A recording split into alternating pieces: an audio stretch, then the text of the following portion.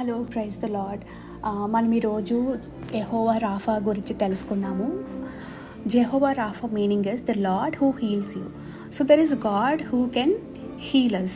So మనకి ఈ యొక్క జెహోవా రాఫా అనే వర్డ్ ఎక్కడ మనకి కనబడుతుంది అంటే ఎక్సోడస్ నిర్గమకాండము 15:26 అనమాట. ఇది ఏంటంటే ఇజ్రాయేలుని దేవుడు హీల్ చేసిన తర్వాత ఈ వర్స్ మనకి కనిపించడం జరుగుతుంది.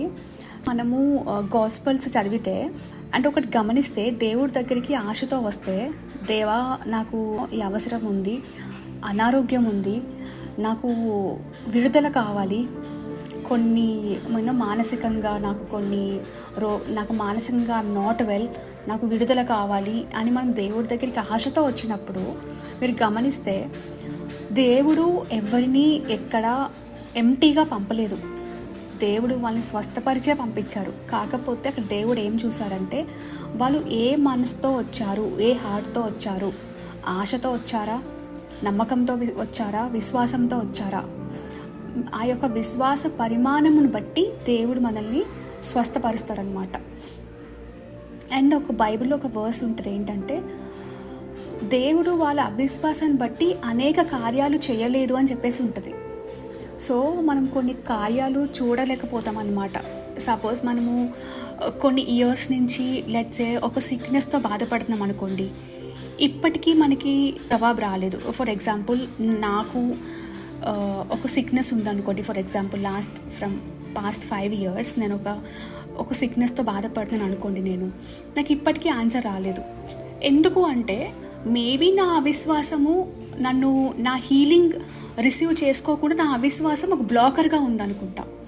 సో అవన్నీ మనము అనలైజ్ చేసుకోవాలి. నాకు ఎందుకు స్వస్థత రావట్లేదు, నేను ప్రార్థన చేస్తున్నా, దేవుడు సమాధానం ఇవ్వట్లేదు, ఓకే ఫైన్ ఇవ్వట్లేదు, but what is the reason, ఎందుకు ఇవ్వట్లేదు అంటే మేబీ మనకి అవిశ్వాసం ఉందేమో, మేబీ అది మనం రికగ్నైజ్ చేయట్లేదు అనుకుంటా. బట్ ఆ టైప్స్ మనము థింక్ చేయాలన్నమాట. సో దేవుడు వాళ్ళ బిడ్డలు బాధలు పడుతూ ఉంటే, రోగంతో సఫర్ అవుతూ ఉంటే అక్కడ నిలబడి నవ్వి ఎంజాయ్ చేసే దేవుడా మన దేవుడు? కాదు కదా. తన రక్తం పెట్టి కొన్న దేవుడు మనల్ని. మనం బాధపడుతూ ఉంటే తను ఎందుకు చూస్తూ నుంచుంటారు?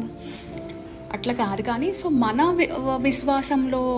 మన విశ్వాసాన్ని బట్టి దేవుడు కార్యాలు చేస్తారు. అదొకటి మనం గుర్తుపెట్టుకోవాలి.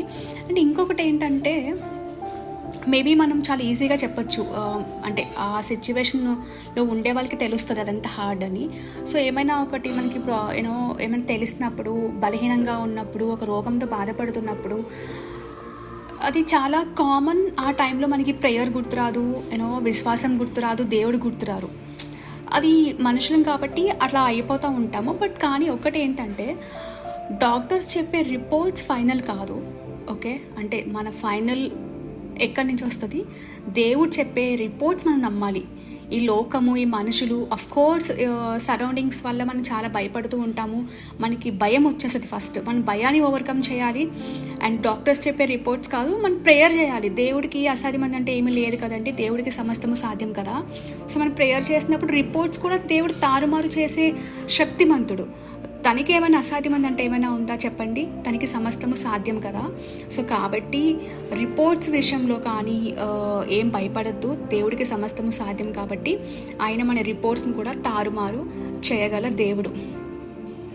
సో మన వల్ల కానిది దేవుడి వల్ల జరుగుతుంది. అందుకే కదా దేవుడు సమస్తము సాధ్యపరిచే దేవుడు అనమాట.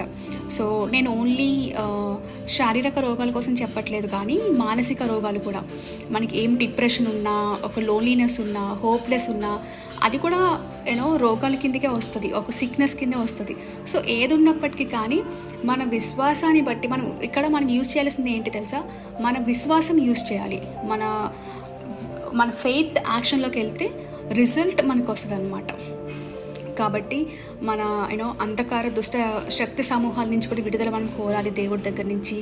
మనకి చాలా బంధకాలు ఉంటాయి. ఆ బంధకాల నుంచి కూడా విడుదల దేవుడి దగ్గర మనము పొందుకోవచ్చు. అండ్ ఇంకొకటి బైబిల్లో ఏముందంటే, ఆయన తన వాక్కు పంపి వారిని బాగు చేసేదని అని చెప్పేసి ఉంది. అండ్ మనం ఇవి రోజు ఒకవేళ ఇది వింటున్న వారు ఎవరైనా కానీ ఏదైనా సిక్నెస్తో బాధపడితే ఇది రోజు చెప్తే పర్సనల్ ఇది నేను ఫీల్ అయ్యాను, పర్సనలీ ఇది నేను ఎక్స్పీరియన్స్ అయ్యాను కాబట్టి మీకు చెప్తున్నాను. ఏదో జస్ట్ లైక్ దట్ నేను ఏదో మెసేజ్ ప్రిపేర్ చేసి ఐఎమ్ నాట్ సెండింగ్ అవుట్. ఇది నేను పర్సనల్గా ఎక్స్పీరియన్స్ అయ్యాను కాబట్టి నేను మీకు చెప్తున్నాను. నేను డైలీ లాస్ట్ ఒక 5-6 months బ్యాక్ నాకు ఒక భయము వచ్చింది నా హెల్త్ విషయంలో. అయితే అప్పుడు నేను ఏం చేశానంటే, ఒక దైవజనురాలు చెప్పారు, డైలీ బుక్ తీసుకుని ఇప్పుడు నేను మీకు చెప్తాను ఏమేమి వర్సెస్ మనం డిక్లేర్ చేయాలో. అవి నేను చేశాను అనమాట. సో లిటరలీ నాకు ఇప్పుడు నేను ఏదైతే హెల్త్ నా విషయంలో బాధపడ్డానో భయపడ్డానో ఇప్పుడు అది నాకు లేదు. అంటే అది పర్సనల్గా అది నేను రిసీవ్ చేసుకున్నాను కాబట్టి మీకు చెప్తున్నాను. నాకు చేసిన దేవుడు మీకు కూడా చేస్తారు కదండి. నిన్నాడి నిరంతరం ఏకరీతిగా దేవుడు కదా. సో నాకు చేసిన దేవుడు మీకు కూడా చేస్తారు కాబట్టి ఏంటంటే అవి ఆయన తన వాక్కుని పంపి వారిని బాగు చేసేదను. అండ్ సెకండ్ వన్, మనం ఎలా చెప్పాలి అంటే ఆయన తన వాక్కుని పంపి నన్ను బాగు చేసేదను అని డైలీ చెప్పాలి. అండ్ ఇంకొకటి ఏంటంటే, నేను చావను, యెహోవా క్రియలు వివరించదను.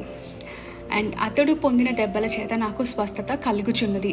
అంటే అందరూ చెప్పాలని కాదు, జస్ట్ ఒక ఏమంటారు ఎంకరేజ్మెంట్. ఒకవేళ పెద్ద పెద్ద రోగాలు కాదు, జస్ట్ మనకి డిప్రెషన్ ఉన్నా ఏదున్నా కానీ, ఇట్స్ నాట్ అబౌట్ రోగాలు అంటే సిక్నెస్ కాదు, ఏ చిన్న మనకి కొంచెము లోన్లీ ఉన్నా ఏదున్నా కానీ ఇలాంటివి మనం డిక్లేర్ చేస్తూ ఉంటే ఆ కార్యాలు మన లైఫ్లో జరగటం మనం చూస్తామన్నమాట. సో బాగు చేసే దేవుడి దగ్గరికి మనం వెళ్ళినప్పుడు మనము బాగుపడతాము.